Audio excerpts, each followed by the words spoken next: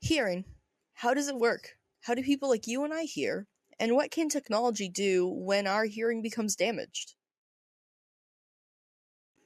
The ear is separated into 3 different areas. The first area is the outer ear. This is the part we can see, aka the pinna, along with the ear canal and the eardrum. Next is the middle ear. Here are the ossicle bones and the eustachian tube. Finally, the inner ear, including the vestibular system and the cochlea. When sound waves hit the ear, the outer portions guide them into the middle. The eardrum then becomes a medium to turn the sound waves from the air into vibrations. What makes this possible is the eustachian tube. Connected to the back of your throat, the windpipe lets in air to keep pressure equal on both sides of the eardrum. Going back, when the eardrum does move, it makes the attached ossicle bones vibrate as well, traveling the motion all the way to the inner ear. At the inner ear, the sound waves move through a fluid in the cochlea to further move small hairs attached to nerves and allow the brain to process noise. If something in this process finds itself unable to function, for example the hairs in the inner ear becoming damaged, that could lead to some hearing loss. This is where a cochlear implant would come into consideration.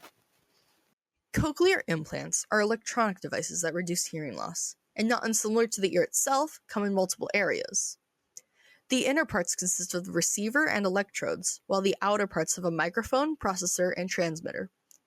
The outer parts specifically can come in 2 different styles. The first fits on your ear with a cable connecting the disc that communicates with the inner parts. The other simply attaches as just the disc, without an ear unit needed. Speaking of the outer parts, this is where we begin to discuss how a cochlear implant functions. The mechanical waves of sound are picked up by the microphone and translated into electrical signals with the processor. These are then sent from the transmitter to the receiver through the skin with electromagnetic waves, aka a magnet.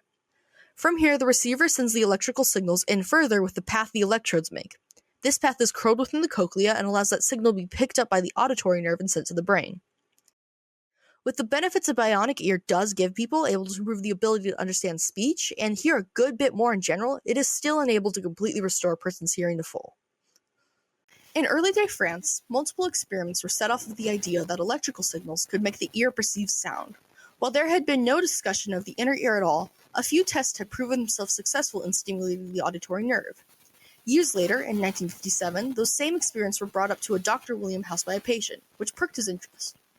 Dr. House had already been a dedicated researcher and otologist, but decided to collaborate with neurosurgeon Dr. John Doyle, along with John's brother and electronics engineer, Jim Doyle. By 1961, Dr. House and Dr. Doyle had created and surgically implanted the first cochlear implant. Nowadays, the cochlear implant has found itself more evolved and able to help adults and children alike, from the hard of hearing to the profoundly deaf. Thank you for joining me to discuss hearing and how technology can be an aid to it.